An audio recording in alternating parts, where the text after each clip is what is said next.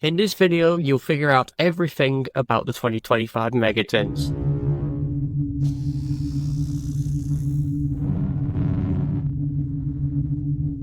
Team Orion and Gecko cards have joined up to give you an excellent opportunity. If you use our affiliate link to make a purchase of £10 or more, you get entered into a giveaway, free of charge. What's up, duelists? Welcome back to Team Orion. I'm Chris, and today we're going to tell you everything about the 2025 Megatins. The card list is out, so let's discuss some of the mainstays for this. Almost 500 cards in one product, ranging from competitive mainstays like Dominus Purge and Mulcharm Perulia, to old fan favourites like Potter Greed, Regeki and Harpy's Feather Duster. All of these reprints are really good but weird at this point in time. As you saw by the intro, us at Team Orion and Gecko Cards are giving you an excellent opportunity where if you spend £10 or more, so if you get a Megatin, you get entered into a giveaway to get 2 more Megatins. We'll be doing the wheel on release day, so watch out for that. So let's talk about some of the competitive cards to start off with.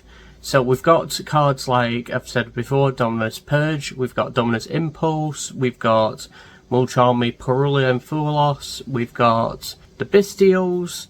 All of these cards needed a reprint. I know we just had Mulcharmy Fuelos in the latest Rarity Collection / Quarter Century Stampede, but it's still maintaining a relatively high price point for a card that's in one of those sets. It's because everyone's still using Fuelos, so therefore we all need at least 3 copies. It's 6 if you're just wanting to not swap them over into a different deck. We've even got cards like the Fiendsmith engine. So we've got Fiendsmith Engraver, Tract Lacrima, Sequent Agmunde, all in this Megatin, and Requiem, all of it being reprinted in the tins. Hopefully now this will make the Fiendsmith engine a lot cheaper to use for people. Very good, to be fair, for this game.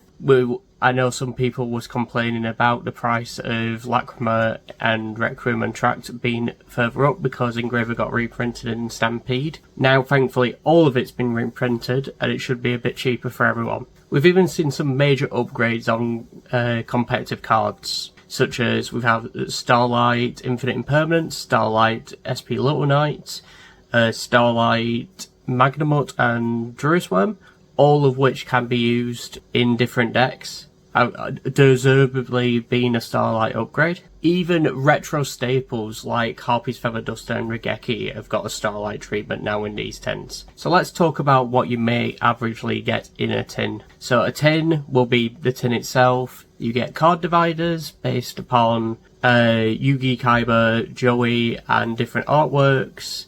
You'll get 3 packs with Starlight, 3 Prismatic Secrets, 3 Ultras, and a bunch of commons. So for each tin you'll get 3 Starlights, 9 Prismatic Secrets, and 9 Ultras. Now we'll talk about some of the reprinted cores in the Megatins. So we've had a nice buff to actually Memento of all things. Sleepy and Memento and Fusion getting Prismatic Secrets. Creation King getting a Starlight. Memento and Twin Dragon getting a Prismatic Secret as well. The Horse getting an Ultra. Akihiron getting an Ultra. Memento players are eating it good. Believe it or not, Tenpai players are actually eating good in a way.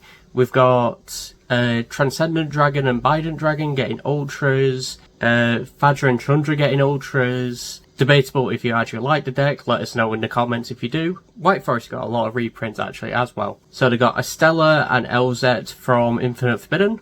They got Diabell, the main synchro. They got Deception. They got the whole Azamina as a Prismatic Secret. Azamina Ilya Sylvia as a Prismatic Secret. I know it just got the ultimates, but people sometimes prefer Prismatic Secrets. And there's a lot more to the White Woods support. But I'm really glad, honestly. I may pick up a White Forest deck now, especially with the current format, with Draw the Lockbird falling out of the format. And somehow, even though Crossover Breakers was only in December, we've had reprints for Malice and Rizal. We've had some weird choices in terms of rarity, such as Duo Drive and Heartscriptor in common, but we've had some deserved upgrades in Ice and Sword and X being Prismatic Secrets, GWC being a Prismatic Secret. All well deserved. These decks are still somewhat formidable in this format until we may get a ban list over this World's Weekend. So let's get into the nostalgia side of the Megatins. recently only discovered that we've had cards like Metamorphosis, Card of Safe Return, as I've said before, Regeki, Harpy's Feather Duster, even Pot of Greed announced for these megatins. Will it be a possible return for some of these cards, or is Konami just reprinting them just to say we can reprint them? As I said, with some of the nostalgia stuff, there is some cards that are actually forbidden currently in the TCG, but have been reprinted in megatins, such as Chaos Ruler, such as Dark Matter Dragon, all of which is concerning in a way. Do we want these back? Let us know in the comments if you want Dark Matter Dragon and Chaos Ruler to come back into the game. There's also some weird off-the-cuff reprints that we weren't expecting, because usually megatins are based around the past year. So we had stuff like Red Rose Dragon being in Starlight, was needed for Doom and Dimensions coming up with Akiza's new plant supports. We've even had like a weird reprint of Rescue Ace Hydrant. I understand it was pretty high up for just a super or an ultra. I think here in the UK it was about £8 per, but hopefully with the Starlight now, a bunch of it will drop. We've even had Queen of the Blazing Domain, a new world premiere card that looks like it could support Ashen. Will it bolster Ashen to a new tier of playability? Remains yet to be seen. We've even had a card like Bot Herder, a TCG exclusive that's Prismatic Secret, that looks like it could support Mimigul. I'm personally a fan of Mimigul. I haven't played it all too much, admittedly, but I may start to play it more with the reprints that are in the 2025 Megatin. All the cards have had a fancy new upgrade. Mimigul Dungeon has had a Prismatic Secret. A bunch of the monsters have had Ultra upgrade. So overall, I may look into Mimigul Yummy perhaps. But overall, would I recommend buying the 2025 Megatins? I'd say yeah. I still think with the amount of decent reprints it's got, with the amount of nostalgia it's got, it's still a pretty fun product to open. Still a pretty good and as I've told you before, we've got a Megatin giveaway that you can get entered to by following the link down below and spending £10 or more at Gecko Cards using our affiliate link. So let us know what you think about the Megatins, and always, I'll catch you guys later. Peace.